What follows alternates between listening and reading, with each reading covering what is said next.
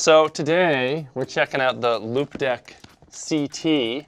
I'm quite excited for this one.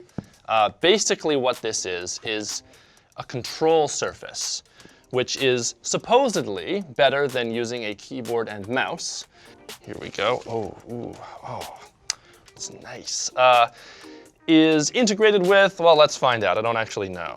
Lightroom, Photoshop, Premiere, Final Cut, Illustrator, Streamlabs, Ableton Live, After Effects, Audition, and I guess Windows. Those are nice knobs. Let's peel this. And this really reminds me of just a straight up small Stream Deck, but they have, looks like little sliders on the side that you can probably, yeah, that's almost certainly touch sensitive over there. So very cool. Apparently these you can use to change profiles. These ones here, oh, not bad. This knob is also a touchscreen, which I think is super cool, so I'm looking forward to that. In the box, we've got also a little manual, quick guide, which is really boring looking, frankly. What is here? Cable, USB-C. Thank you. Thank you for that. And I think we've hit rock bottom. It's like a holographic Pokemon card up in here. Enhance how you create and edit. Oh, everything's going to be amazing. We'll see. Hi, welcome to my desk. I've been using the LOUPEDECK for a few weeks now, and I missed a couple of things about the hardware. First of all, these are not sliders. I think they're literally just labels for whatever the dials are. And also, these dials have buttons.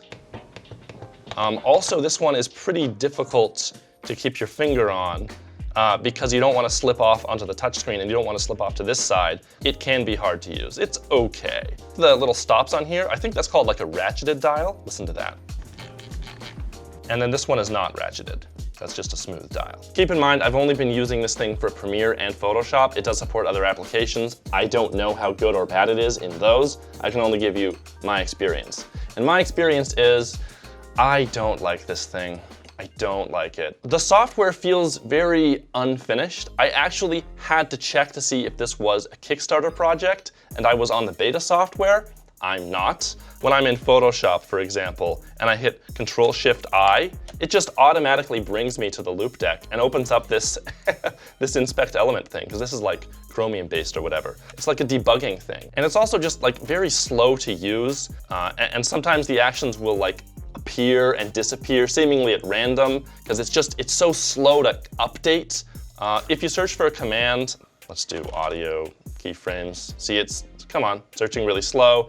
And then once you drag the command on, it clears your search. I feel like every command that's in here, at least for Premiere, needs to have a written explanation of what it does. Because like you're just looking through here and I'm trying to figure out like what is cmd.window.events. There's all sorts of stuff in here where I know that these are just the names from the default API. And they didn't change them. They don't seem to know what they're for or what they do. You drag them on and try to use them and they don't seem to do anything. Open.item. Click. I don't know, nothing happens. Click. Like, yeah, it's a lot of work to have a written explanation of what each thing does, but that would ensure that it's something that even needs to be in there. And also, otherwise, you're offloading all of that work figuring stuff out onto the user. Come on, guys. You're better than this. Maybe not. You can only have one profile per application. You can't make any more, and it must be tied to an application, which is bad because now I can't make backups. I can't swap in and out two different things.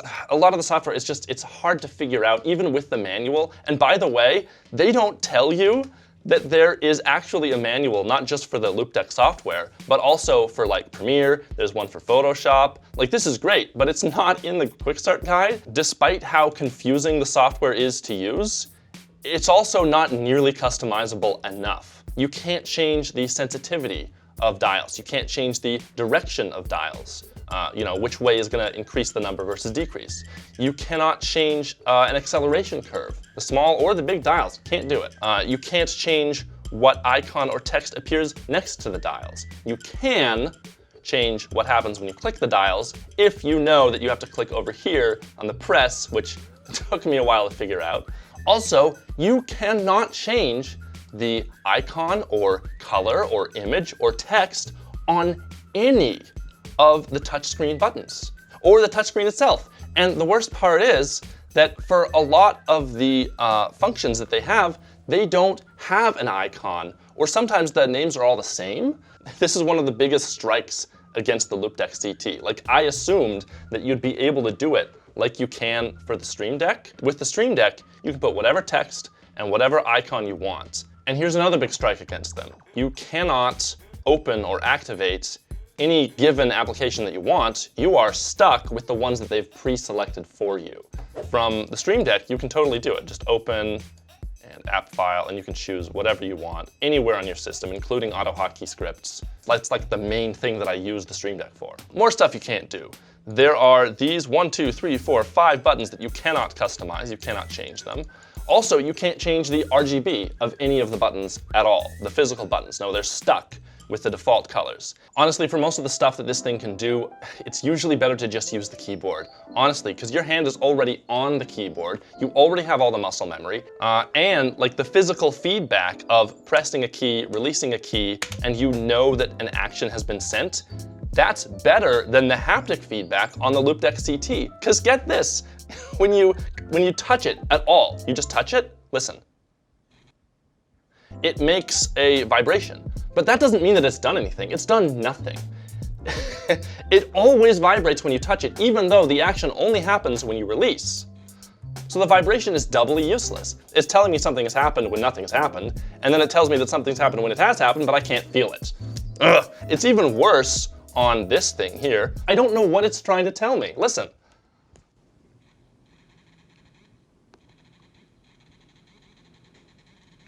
Like, what is it doing? At least when I double tap it, I get back to normal. But like, when I move my finger here and then back, I'm not back where I started. So the shuttle command is garbage. It's kind of okay when you're going slow. If you go fast, it teleports around, seemingly at random. I think what they did is they tried to get it to like skip over gaps. The best one I've ever used is on the Logitech Craft keyboard, to the point where I just want to cut it off of that keyboard and just put it down here and use only the dial. I feel like what they really should have done is just talk to the users, people who actually use Premiere. Go on user voice and find stuff that you can fix with the LOUPEDECK CT. And here's a perfect example. Keyboard shortcuts for effects and presets. They don't have it. I have it because I did it with auto hotkey. Nobody else has it. And this would be perfect for the LOUPEDECK. You just press one key and all of a sudden you have access to whichever one of your presets you want. Look at all these. There is one command I found that works better on the LOUPEDECK CT than it does on the keyboard. Select clip. If you click on a different row, then it'll select on that row. Oh, that's so cool, look at that. And then the other really good things to have on dials and sliders are color correction controls, for which it's okay on the LOUPEDECK, but honestly, if you really want color correction in Premiere on a control surface, use the ripple tangent. It is magnificent. I love this thing. I use it every day. Increase and decrease the exposure. I can change the saturation, make it really high, make it really low, change the color temperature. This is the kind of thing they should have tried to emulate with the LOUPEDECK, and it doesn't work nearly as well as a real physical ball. The Photoshop integration is a little better. They've put more thought into it, I think. Except that I can't always get it to work. I'm in Photoshop. I'm going to click on the brush tool. Nothing's happened. Oh gosh, type tool? Nope, that's nothing. Nothing's happened. I think I have to close out of Photoshop and reopen it. There we go. We got the brush tool. Okay. And I can change my foreground and my background color, except that you literally only have these ones to choose from. What if you want brown or gray? Too bad. There are not swatches for that. And even if there were, there would be no icons for them. And then you can't make your own icons. So whatever. You don't even have icons for white and black. Okay, brush size, opacity, and hardness. Okay, great. Brush, I can make the size smaller, brush, okay. And I can also change the hardness this way. Come on. Here's the problem. You can do that way faster with keyboard shortcuts. If you don't know about this one, it's great. So brush tool, just hit Alt, right click, and then you have access to both hardness and diameter. And then of course, because I'm the macro king, I bound this all to a single button. So, and then they also have, for example, zoom. Guys, the zoom. Guess what? Look at how slow and laggy it is. Compare that to the built-in Photoshop feature where you press Control Space left click, which is instantaneous. Works so much better. I put it on a single button because, you know, I can. This thing is not worth the $500-something that they're asking for. They tried to do too many things. They tried to support too many different pieces of software. Whereas a focused approach, like the Streamdeck, where it's like, we're gonna make this just for streaming to start with. Get it really good for that and then expand out from there. Or with the Ripple Tangent, where they're like, this is just for color correction. That's so much of a better approach. You know, it's all beauty and very little brains. Like, this thing looks great. It looks very impressive. And the hardware is fine. Like, if they had the integration working really well, I could see myself using this. But at the moment, the only thing that I might use it for is Photoshop Actions. Guys, this is great. Let me show you. These are all my own custom actions that I have built. And the problem with Photoshop is that you can only ever assign 44 actions to different shortcuts.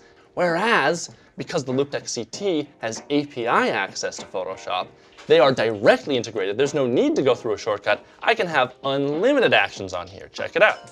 50% smaller, nearest neighbor. Oh, is it not working? Oh, there we go. There's just a delay, because of course there's a delay. There's a whole group of fish called delay fish. Like, I can do it with F12 or whatever, but I only have so many keys. And if they had only done that for Premiere presets, then that's another great reason to use this thing. All right, oh, some things that I do like about it. It does have access to F24 through F13. Let me see here. So I was experimenting with that here. You can create macros of sorts. They're called custom actions. Anything that's in here, yeah, you can add to a custom action. That's great, that's perfect, thank you. And I like the consistent use of colors for workspaces versus pages versus whatever. And it does look cool. And those are the only things that I like about it. Just from what I've seen so far, like I'm so not impressed. I want to encourage products like this. I wanted this to be great. I wanted to like this, but I don't. Because we need more stuff like this. We need more stuff like the Ripple Tangent. Get one of these if you want to do color correction in Premiere. Get a Streamdeck. This doesn't have integration with Premiere, but watch my review. They added all the features that I requested in my review. But don't get a LOUPEDECK CT.